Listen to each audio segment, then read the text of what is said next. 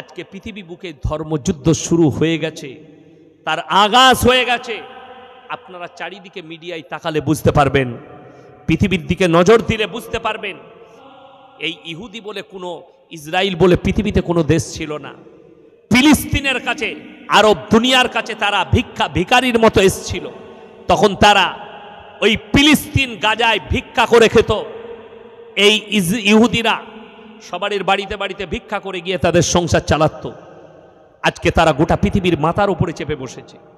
পৃথিবীর 57টা মুসলিম রাষ্ট্র, যাদের কাছে সামরিক বাহিনী আছে, যাদের কাছে অস্ত্র আছে, তারা চুপচাপ তাকিয়ে দেখছে। এই ইহুদিদিকে যদি তোমরা একটু প্রশ্রয় দাও, সুযোগ দাও, ওরা সুযোগ পেলে একটা মিনিটও সময় নেবে না তোমাকে হত্যা করতে। আর কোরআনে আছে, শুনে যান প্রত্যেকটা মুসলিম, পৃথিবীতে ইসলামের চিরশত্রুর নাম হচ্ছে ইহুদি। ইহুদি গায়রিল মাগজুবি আলাইহিম ওয়ালাদ দাল্লিন। মাগজুম মানে ইহুদি, আর দাল্লিন মানে হচ্ছে নাসারা। এই দুটো দলই পদভ্রষ্ট, এবং এদের যারা অনুসারী হবে তারাও পদভ্রষ্ট। আল্লাহ এটা কোরআনে বলেছে, সূরা ফাতিহার শেষ আয়াত। যখন তাফসীর খুলবেন, ব্যাখ্যা বিশ্লেষণ খুলবেন, পেয়ে যাবে।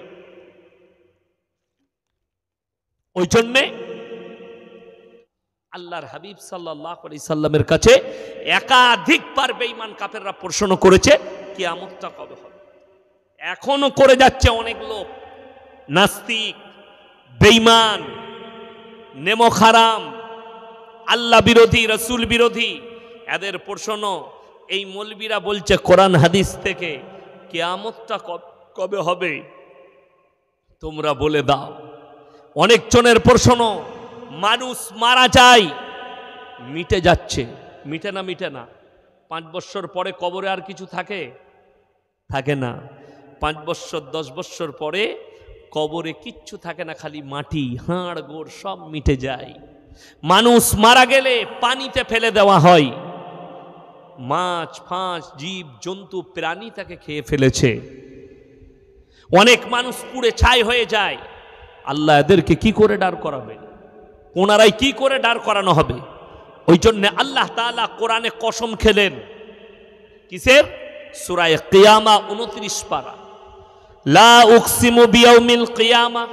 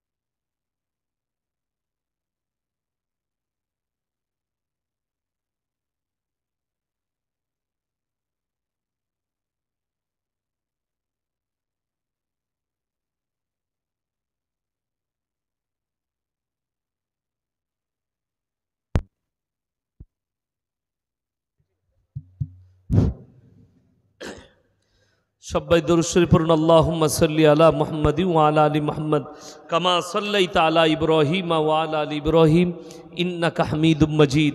আল্লাহুম্মা বারিক আলা মুহাম্মাদিন ওয়া আলা আলি মুহাম্মাদ কামা বারাকতা আলা ইব্রাহিম ওয়া আলা আলি ইব্রাহিম ইন্নাকা হামিদুম মাজিদ।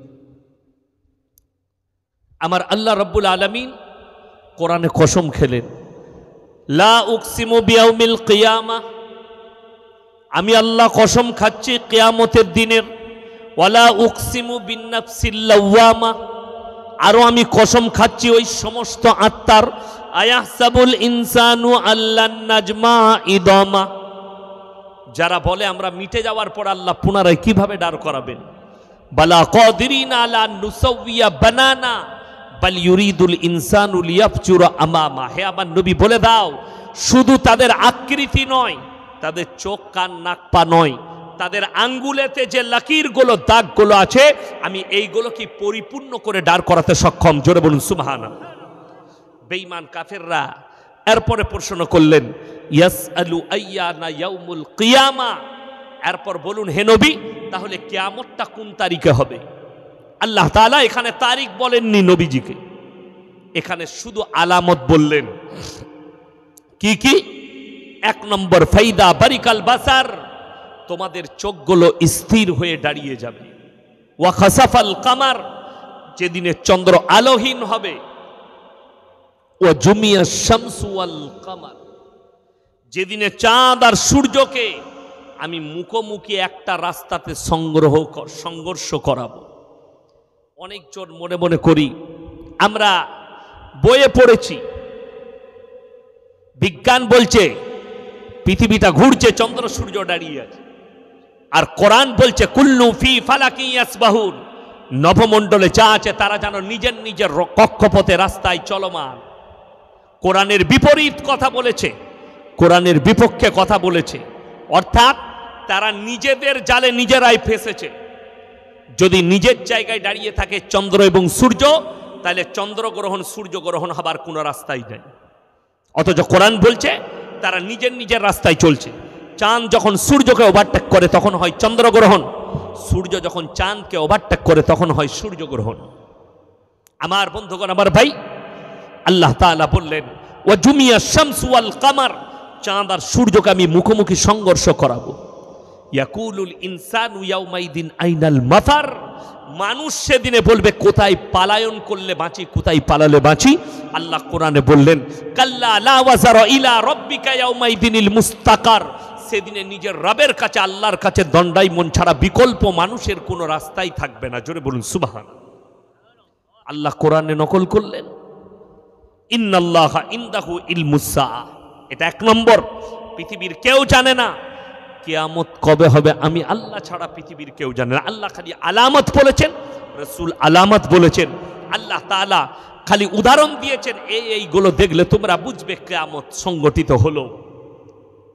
ওয়া ইউনাজ্জিলুল গায়থা ওয়া ইয়ালামু মা ফিল আরহাম ওয়া মা তাদরি নাফসুম মাযা তাকসিবু গাদা, এবং মায়ের গর্ভে বেটা আছে না বিটি, বিকলাঙ্গ না কালো, খোড়া আছে না ভালো আছে, আমি আল্লাহ ছাড়া পৃথিবীর কেউ জানে না। আজকে দুঃখ, অনেক কানা দাজ্জাল বেরিয়েছে, মহিলারা এত দুর্বল। আমার মা বোনেরা, যদি 1 বৎসর বাচ্চা না হয়, 3 বৎসর বাচ্চা না হয়, এদিকে মানুষ যেখানে বলে সেখানে ছুটে। দোয়া আর দাওয়া দুটো জিনিস করুন, দোয়া আর দাওয়া। ডাক্তার দেখান, ওষুধ খান, ইসলামী সুন্নত তরিকায় তদবির করুন। সুন্নত তরিকা, সুন্নত তরিকা কি? যে মৌলবি, যে আলেম হালাল তরিকায় আপনাকে তদবির দিবে। তদবির মানে আপনি আমার কাছে এলেন, হাদিসে আছে সমস্ত রোগের শিফা হচ্ছে সূরা ফাতিহা। জোরে বলুন সুবহানাল্লাহ। আমি একটা জলসায় বলেছি ফর্মুলা, যে সমস্ত রোগের শিফা নবীজি বলেছেন সূরা ফাতিহা এবং কালো জিরা এবং মধু। মধু হচ্ছে জান্নাতের একটা খাবার। তো এই 100 গ্রাম কালো জিরা কিনুন, 100 গ্রাম মধু, প্রত্যেক দিন রাত্রিতে আপনার স্ত্রী এই দুটো আঙ্গুলে, শাহাদত আঙ্গুল আর এই আঙ্গুলটা মিলে যতটুকু কালো জিরে উঠবে হাতেতে নিয়ে খাবে। এই শাহাদত আঙ্গুল মধুতে ডুবিয়ে যতটুকু মধু উঠবে চুষে ওটা চিবাবে এবং পানিতে 11 বার সূরা ফাতিহা পড়ে ফুপ দিয়ে পান করবে। 40 দিন আমল করুন, আল্লাহ চাইলে বাচ্চা হবে। আমাদের দেশে এমন এমন কানা দাজ্জাল বেরিয়েছে, বলছে আমার তাবিজে বেটা ছেলে হয়। খোঁজ নিয়ে দেখুন, সে হারাম করে একটা বেটা নাই। অবাক হবেন, আমাদের তাবিজে যদি বেটা ছেলে হয়, পঞ্চায়েতগুলো কাদের দখলে হতো? মৌলবীদের। এই 4টা বিয়ে করা জায়েজ আছে না নাই? কথা বলেন, কটা বিয়ে করা যায় ইসলামে? 4টা বিয়ে করতাম। 4 10 40টা ছেলে, লাঠির জোর আমার, পঞ্চায়েত আমার। আমি ইয়াসিন, তাবিজ আমাদের কাছে, আমার কি করে দুটো বিটি হলো? কথাটা বুঝতে পারেননি? আমার কি করে দুটো বিটি হলো? যদি বলেন হুজুর কোরআনের দলিল দেন, শুনেলেন, ইন্নাল্লাহা লা ইয়াখফা আলাইহি শাইউন ফিল আরদি ওয়ালা ফিস সামা হুয়াল্লাযী ইউসাউবিরুকুম ফিল আরহামি কাইফা ইয়াশা লা ইলাহা ইল্লা হুয়াল আজিজুল হাকীম। হে আমার নবী বলে দাও, আসমান আর জমিনের মধ্যে যা কিছু আছে কোন জিনিসটাই আমার আল্লাহর কাছে গোপন নেই। মায়ের গর্ভে আল্লাহ আমি বাচ্চা দান করি, আমার ইচ্ছা মতো আমি কারো পরামর্শে কাজ করি না। জোরে বলুন সুবহানাল্লাহ। আল্লাহ নিজে বললেন আমি কারো পরামর্শে কাজ করি না। কানা দাজ্জাল, কানা হুজুর, সে বলছে আমার তাবিজে বেটা ছেলে হবে, ঝাঁটা মারুন। হালাল তরিকায় যদি দেয়, আমি এই তদবির দিলাম, আল্লাহ চাইলে বাচ্চা হবে, আলহামদুলিল্লাহ। আমার ভাই, আপনি চলুন, মানুষ কতটা, আপনাদের কি মনে হচ্ছে আমার মতো 100টা মৌলবি ধরা পড়বে? কোরআনে আছে, কোরআন শুনেন, সূরা বাকারা, ইন্নাল্লাযীনা ইয়াকতুমুনা মা আনজালাল্লাহু মিনাল কিতাব ওয়া ইয়াশতারুনা বিহি থামানান কালীলা উলাইকা মা ইয়াকুলুনা ফি বুতুনিহিম ইল্লান নার ওয়া লা ইউকাল্লিমুহুমুল্লাহু ইয়াওমাল কিয়ামাতি ওয়া লা ইউযাক্কিহিম ওয়া লাহুম আযাবুন আলীম। হে আমার বিশ্বনবী, পৃথিবীর মানুষকে বলে দাও, পৃথিবীর মানুষকে শুনিয়ে দাও যে তোমাদের মধ্যে কিছু এমন আলেম থাকবে, হুজুর থাকবে, যারা নিজেদের পেট চালাবার জন্যে আমার কোরআনের হককে লুকিয়ে দেবে। এই মৌলবীরা, এই হুজুররা কিয়ামতের দিনে আমি আল্লাহ এদিকে কঠিন আযাবে মুবতালা করব। আমার মতো 100টা ধরা পড়বে এরকম সমাজকে ধোঁকা, প্রতারণা, প্রবঞ্চনা করেছ। ইসলামের কথা বলছি, কোরআন এটা। আর আপনি ভাবছেন, আরে আমাদের সমাজে অনেক লোক প্রশ্ন করে কোন হুজুরের কথা শুনবো? আমার কথা শুনতে হবে না, তোমাকে উদাহরণ দিই, তুমি বুঝতে পারবে। সকালবেলায় উঠে যদি আপনি বাজারে যান, গোরাপ বাজারে যান, সবজি কিনতে যান, এরকম ভালো লোক কেউ আছে ভালো মস্তিষ্কের, যে বেছে বেছে কানা বেগুন নেবে না, ভালো ভালো বেগুন কিনবেন? কেউ যদি কানা বেগুন কিনে ঘর আসে, বউ কি বলে, তুমি কানা নাকি গো, দেখে লাওনি? বউ কানা বলবে। তুমি বেগুনটা 3 বার ঘুরিয়ে দেখে নিবে যাতে কানা না হয়। তুমি পচা টমাটর নিবে না, টমাটরটা দেখে নিবে ভালো করে হাত বুলিয়ে। মাছের পেটটা টিপে দেখে নিবে। তুমি পচা মাছ চিনতে পারলে, পচা আলু চিনলে, পচা টমাটর চিনতে পারলে, কানা বেগুন চিনতে পারলে, আর কানা হুজুর চিনতে পারোনি? যে সমাজকে ধোঁকা দিচ্ছে, প্রতারণা করছে, প্রবঞ্চনা করছে, খুব সাবধান। অনুরোধ করে বলে যাচ্ছি, আপনি আল্লাহর উপরে ভরসা রাখুন, আল্লাহর উপরে। একজন নামাজি ব্যক্তি আপনার বাড়িতে আছে, 5 ওয়াক্তের নামাজি, একজন হাজি সাহেব, একজন মুরব্বী আছে, নামাজি লোক। আরে আপনার পেটে বাজছে, বলুন চাচা আমাকে একটু পানিটা পড়ে দাও। চাচা চারকুল পড়বে, সূরা ফাতিহা পড়বে, পানিতে ফুপ দিয়ে দিবে। আল্লাহ চাইলে শিফা হবে। কে চাইলে? আল্লাহ চাইলে। আপনার ইমাম আছে, ইমামকে ভালো লাগে, আপনি ইমামের কাছে পানি পড়ালেন, পানিতে দম করে দিবে, আপনার কাজে লাগবে। কিন্তু ধোঁকাবাজের কাছ থেকে দূরে থাকবে। 1 ওয়াক্তের নামাজ পড়ে না, গাছতলায় বসে তাবিজ লিখছে, ঝাঁটা জুতো মারুন। যার নামাজ নাই তার মধ্যে ইসলাম নেই। আমার বন্ধুগণ, যদি বলেন দলিল চান, আল্লাহর হাবিব সাল্লাল্লাহু আলাইহি সাল্লাম ওয়াফাতের সময় হাদিসগুলো বার করলেন, বুখারী শরীফের, বুঝতে পারবেন। আল্লাহর হাবিব সাল্লাল্লাহু আলাইহি সাল্লাম শেষ জিন্দেগির শেষ ওয়াক্তের নামাজ, শরীর নবীজির এত অসুস্থ হয়েছেন, দুজন সাহাবীর কাঁধে হাত রাখলেন আর পাগুলো ছেঁচুড়ে নিয়ে গিয়ে মসজিদে নববীতে দাঁড় করালেন, আর নবীজি 2 রাকাত নবীজি নামাজটা আদায় করলেন, ফরজ নামাজ। দাঁড়িয়ে জোরে বলুন সুবহানাল্লাহ। নবীজির নামাজ মাফ হয়নি, কানা দাজ্জাল বলছে মারিফত পেয়েছি, নামাজ মাফ হয়েছে, একে ঝাঁটা জুতো মারুন। নবীজির শেষ অবস্থায় নামাজ মাফ হয়নি, আর তুমি কুনলান বাপের বেটা যে তোমার নামাজ মাফ হয়ে গেল বিনা কারণে। বর্ধমান জেলার রায়না থানা, বাপ বেটা আজ থেকে 7-8 বছর আগে বাপ বেটা এক স্টেজে জলসা করতে গেছে। মসজিদে গিয়ে মাগরিবের নামাজ পড়লাম, এশার পরে আমার বায়ান আছে। মসজিদের পাশে একটা শেওড়া গাছ, সেই গাছতলায় বসে এক কানা দাজ্জাল তাবিজ লিখছে, অথচ জামাতে মসজিদে মাগরিবের নামাজ চলছে। লাগাও। নামাজ শেষে সালাম ফেরার পরে সুন্নত পরে আমি ইমাম সাহেবকে জিজ্ঞেস করলাম, ভাই উনি নামাজ পড়বেন না? বলছে না, উনি নামাজ বাতিনি পড়ে, জাহিরি পড়ে না, মারিফত পেয়েছে। আমি বললাম বায়ান আজকে আমি ওরই বীজ মারব। আমাকে কমিটির ছেলেরা বললে হুজুর ঝামেলা হবে, ওইসব নিয়ে বলবেন। আমি যে বাপের বেটা ঝামেলা করবে তাকে স্টেজে নিয়ে আসবে, কোনো ব্যাপার না, আমি ওইটাই বলবো। আমাকে দাওয়াত দিয়েছো কেন? চোখের সামনে অন্যায় হবে, আর আমাদের মতো মৌলবি যদি প্রতিবাদ না করতে পারি, আল্লাহর কাছে কিয়ামতের দিনে পাকড়াও হবে। ওই জন্য আমি বললাম খুব সাবধান আমার ভাই। মায়ের গর্ভে আল্লাহ বাচ্চা দান করে, এই মুসলমান বুঝে না। যেমন বলে দিই, আমার আব্বার মাদ্রাসায়, আব্বাজির মাদ্রাসায় আমার বেতন হচ্ছে 11,000 টাকা। আপনাদের ইমাম সাহেবের বেতন কত? কত? 6,000। ইমানদারির সঙ্গে বলুন, 6,000 টাকা ইমাম সাহেবের বেতন।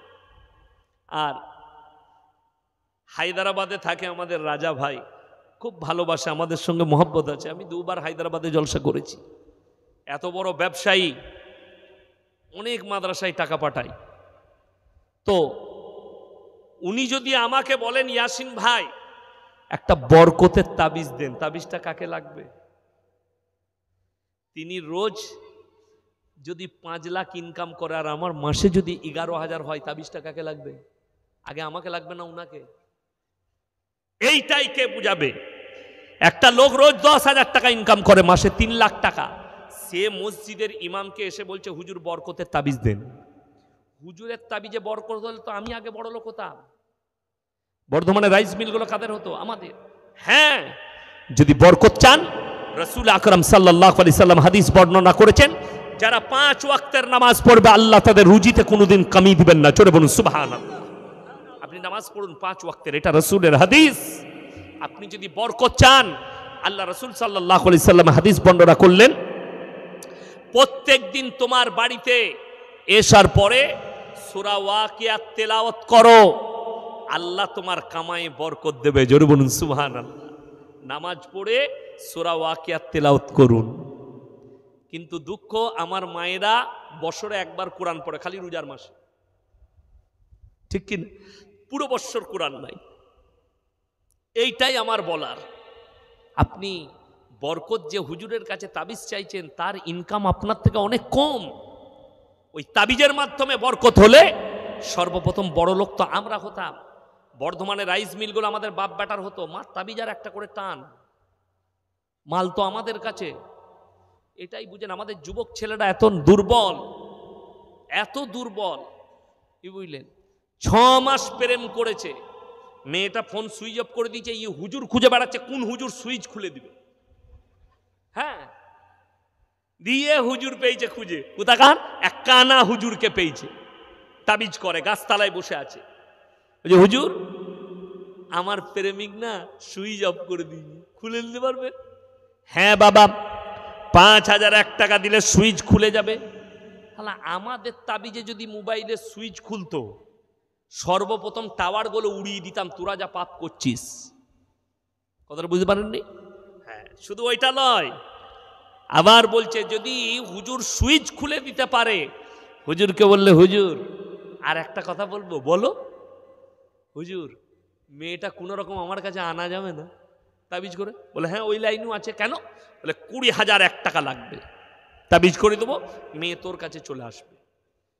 দেখলে 20,000-এ যদি মেয়ে আমার কাছে চলে আসে তাহলে আর চিন্তা কোথায় আছে?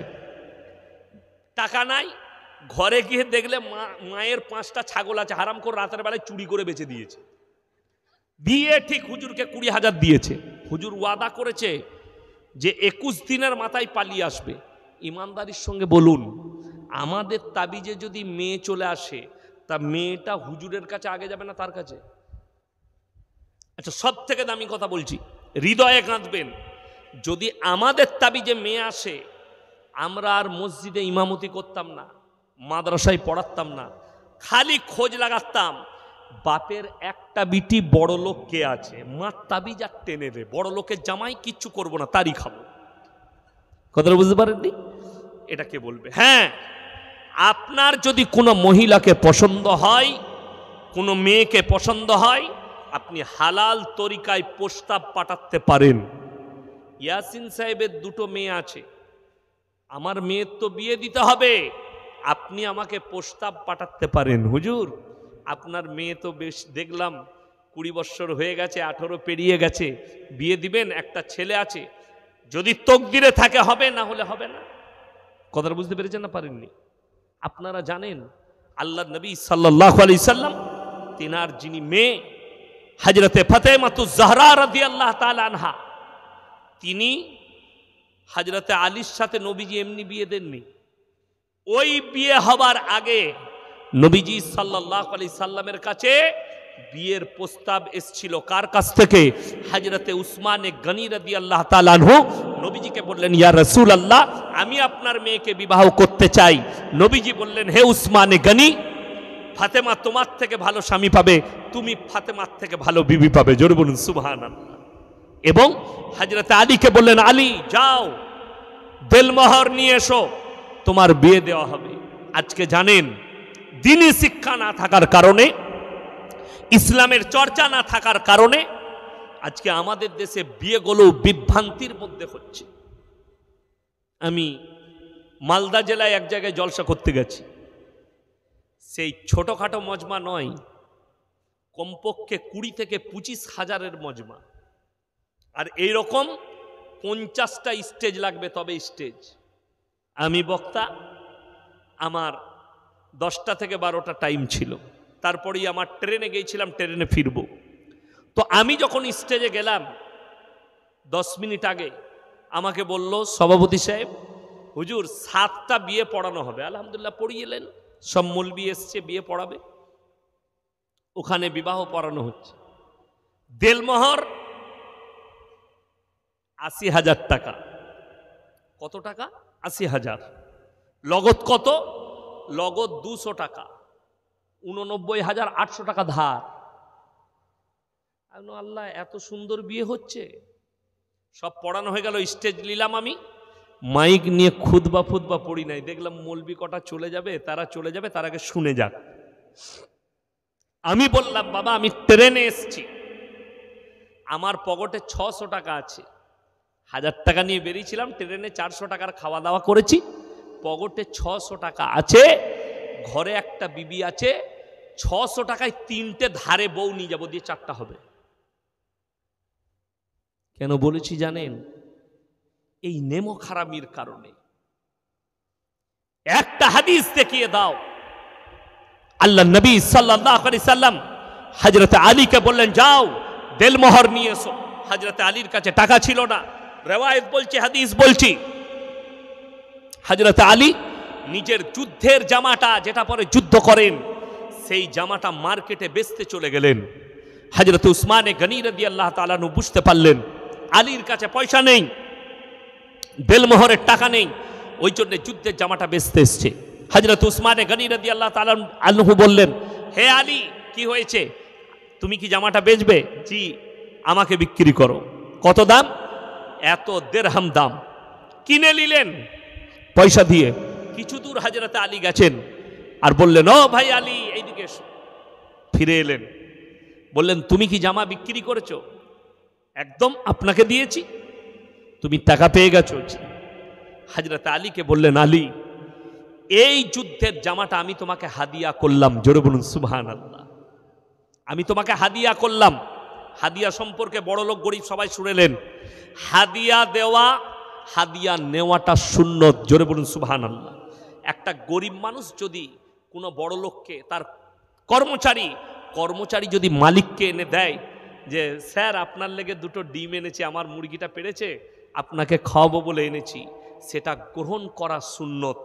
আর যদি অহংকার করে বলেন এই আমি ডিম খেয়ে লেগেছে, এসব আনি না, এই লোক হচ্ছে একদম সুন্নতের খেলাফ কাজ করলো, গুনাহ হবে। যে কোনো লোকের হাদিয়া গ্রহণ করতে হবে, গরিব বড় লোক উভয়। হযরত আলী গ্রহণ করলেন আর বললেন, হে উসমানে গনি, তুমি কিনে নিয়ে আবার জামাটা ফেরত দিলে। হযরতে উসমানে গনি চোখের কোনায় পানি, আর বললে, আল্লাহর কসম, আমি ভাগ্যবান যে আমার টাকাটা আজকে রাসূল আকরাম সাল্লাল্লাহু আলাইহি সাল্লামের মেয়ের বিয়েতে দেলমোহর হিসাবে কাজে লাগবে। জোরে বলুন সুবহানাল্লাহ। এত খুশি। আজকে আপনার আমার অবস্থাটা বলি, একজন ভদ্রলোক নিজের ছেলের বিয়ে ঠিক করতে গেছে, এখান থেকে গেছে গুড়াপে কোনো গ্রামে মেয়ে দেখতে, দেখাশোনা হলো, মেয়ের বাড়ির লোক এলো, তারা এসে ফোন করে বলে দিল, দাদা আমার ঠিক পছন্দ নয়, ওই জায়গায় বিয়ে হবে না, আপনারা অন্য জায়গায় দেখুন। কথা ক্লিয়ার হলো? এখন এই চায়ের দোকানে চা খাচ্ছে, লোকে বললে, তোর বেটার যে বিয়ে ওখানে ঠিক করছিলি, কি হলো? হারামি লোক, ও ভালো নয়, মেয়েটা খারাপ। এরকম লোক আছে না নাই? এই লোক হচ্ছে মুনাফেক এবং নেমক হারাম, গুনাহগার। আপনি বদনাম করতে পাবেন না। ভাই তকদিরে ছিল না, হয়নি, আবার কোথাও দেখাশোনা হবে, আল্লাহ যেখানে রেখেছে সেখানে হবে। এইটা হচ্ছে মুমিনদের ভাষা, ইমানদারের ভাষা। আমার মুসলমান যুবক যুবতী শোনো, বেঈমান কাফেররা দারুণ ভাবে আপনাকে ঘেরছে। তার কয়েকটা দলিল দিয়ে যাব। এই বর্বরতার যুগের পাপ মুসলমানের কাছে কিভাবে মডেলিং হয়ে ফিরবে। আজকে বর্তমানে সমকামী লিগেল ভারতের মাটিতে। সমকামী পাপটা, সমকামী মানে অনেক সাধারণ লোক বুঝবেন না, ছেলেই বিয়ে, মেয়েতে বিয়ে। জোরে বলুন নাউজুবিল্লাহ। আমি গত 3 দিন আগে দেখলাম মোবাইলে, বিহারের দুটোই অমুসলিম পরিবারের মেয়ে, তারা কোনো এক মন্দিরে গিয়ে বিয়ে করেছে। তাদের দুটো পরিবারেরই মা বাপ কান্নাকাটি করছে। কেন? তারা বলছে আমরা সমকামী। তাকে জিজ্ঞেস করছে মিডিয়াওয়ালা, ये कौन है? बोले ये मेरा पत्नी है। और ये कौन है? ये मेरा पति है। দুটোই মহিলা, কিন্তু তারা নাম রেখেছে পতি আর পত্নী। এই পাপটা রাসূল সাল্লাল্লাহু আলাইহি সাল্লামের যুগের পাপ নয়, হযরতে ঈসা নবীর যুগের পাপ নয়, হযরতে মুসা নবীর যুগের পাপ নয়, হযরতে ইউসুফ নবীর যুগের পাপ নয়। এই পাপ হচ্ছে হযরতে লূত নবীর কওমের পাপ। আজকে মডেলিং হয়ে ফিরেছে, এরা আজকে মডেলিং বলতে চাইছে। এই পাপের কারণে আল্লাহ তাআলা গোটা নসলকে ধ্বংস করে দিয়েছিলেন, লূত নবীর কওমকে। যারা শিক্ষিত লোক আছেন, doctor, master, professor, MSc, BSc, BCom, যারা ভূগোল নিয়ে পড়াশোনা করো, তারা একবার পৃথিবীর ম্যাপটা খুলে দেখো। একটা সাগরের নাম রেখেছে বৈজ্ঞানিকরা মরা সাগর, যেখানে একটা পোকা মাকড়ও জন্মায় না, কীট পতঙ্গ জন্মায় না। আল্লাহ রাব্বুল আলামিন হযরতে লূত নবীর কওমকে ওই জায়গায় রুটির মতো পাল্টিয়েছেন এবং কোরআনের লাকির টেনে দিয়েছেন। নবীরা মাসুম না মাসুম নয়? নবীরা জান্নাতি না জান্নাতি নয়? সমস্ত নবী মাসুম, সমস্ত নবী জান্নাতি। নবীদের দোয়া আল্লাহ কবুল করেন না করেন না? করেন। আপনাকে আমি দুটো দলিল, একটা দিয়েছি, আল্লাহ নিজের চাচার জন্য নবীজিকে দোয়া করতে নিষেধ করেছেন, মুশরিক হওয়ার কারণে, আল্লাহকে না মানার কারণে। নাম্বার 2, দুজন নবীর বিবি জাহান্নামে যাবে, তারা কিয়ামতের দিনে আটকাতে পারবে না। আল্লাহ কোরআনের লাকির টেনে দিয়েছেন। একজন হচ্ছে নূহ নবী আর একজন হচ্ছে লূত নবী। এই দুজনের বিবির মারাত্মক 3টে অপরাধ। নাম্বার 1, আল্লাহকে অবিশ্বাস করা। নাম্বার 2, তার নবীকে বিশ্বাস না করা। নাম্বার 3, স্বামীর অবাধ্যতা করা। এই 3টে কারণে আল্লাহ তাদেরকে মারাত্মক জাহান্নামে নিক্ষেপ করবে। উল্লেখযোগ্য, লূত নবীর বিবি জাহান্নামে যাবেন, কেউ আটকাতে পারবে না। হে আমার যুবক, হ্যাঁ আমার যুবতী, কান খুলে শুনে নাও, তোমরা যদি সমকামিতে লিপ্ত হও, তোমার বাপ যদি তাহাজ্জুদ গুজার হয়, তোমার মা যদি তাহাজ্জুদ গুজার হয়, তারপরও দোয়া করে তোমাকে জান্নাতে পাঠাতে পারবে না। নূহ নবীর বিবি জাহান্নামে যাবে। সব থেকে পৃথিবীতে বেশি দিন দাওয়াত যিনি দিয়েছেন, দাওয়াতের মেহনত করেছেন, ইসলামের প্রচার করেছেন, তিনার নাম হচ্ছে হযরতে নূহ নবী। 950 বছর দাওয়াত দিয়েছিলেন। জোরে বলুন সুবহানাল্লাহ। কোরআনে আছে 950 বছর। তারপরেও মুষ্টি কত লোক ঈমান এনেছে। হযরতে নূহ নবী তার পরিবারের কাছে, তার বংশদের কাছে তিনি বিনীত অনুরোধ চালালেন, হে আমার কওম, তোমরা আমার আল্লাহকে বিশ্বাস করো, তোমরা আমার রবকে মেনে নাও, আমাকে নবী হিসাবে মানো। তার ছেলে কিনান এবং তার পরিবার, তার বংশধররা বললে, তোমার আল্লাহকে যদি আমরা বিশ্বাস না করি, তোমার আল্লাহ কি করবে? বলে, আমার আল্লাহ তোমাদেরকে মুষলধারার বৃষ্টি দিয়ে ধ্বংস করে দিবেন, বন্যায় ডুবিয়ে দিবে। তার ছেলে কিনান চ্যালেঞ্জ ছুড়ল আল্লাহকে, হে আমার আব্বা, তুমি তোমার আল্লাহকে বলে দাও, তোমার আল্লাহ যদি বৃষ্টি দেয়, বন্যা দেয়, এমন উঁচু জায়গায় চেপে যাব যেখানে তোমার আল্লাহর পানি পৌঁছাবে না। জোরে বলুন নাউজুবিল্লাহ। কোরআনে আছে, আল্লাহ বললেন, হে আমার নূহ, তোমার উপরে যারা বিশ্বাস স্থাপন করেছে তাদেরকে নিয়ে তুমি এরপর সরে যাও, নৌকায় চেপে যাও, সমস্ত জোড়া জোড়া জীব জন্তু পশু পক্ষী নিয়ে নাও। নিয়েছেন তার নৌকার উপরে। আমার ভাই, আমার বন্ধুগণ, মুষলধারার বৃষ্টি শুরু হলো। মুফাসসিরিনরা লিখছেন, আজকে তারিখ পর্যন্ত পৃথিবীতে দুনিয়া শুরু থেকে আজকে যত তারিখ হচ্ছে, এই স্টেজে বসে আছে এখন যত তারিখ, এত তারিখ পর্যন্ত পৃথিবীতে অত বড় প্রলয় ঘটেনি। আল্লাহ তাআলা সমুদ্রের পানিকে 1250 ফুট উপরে তুলে দিয়েছিলেন। গোটা পৃথিবী ডুবে গেছে। নৌকার ওপরে নূহ নবী, সমস্ত পশু পক্ষী নূহ নবী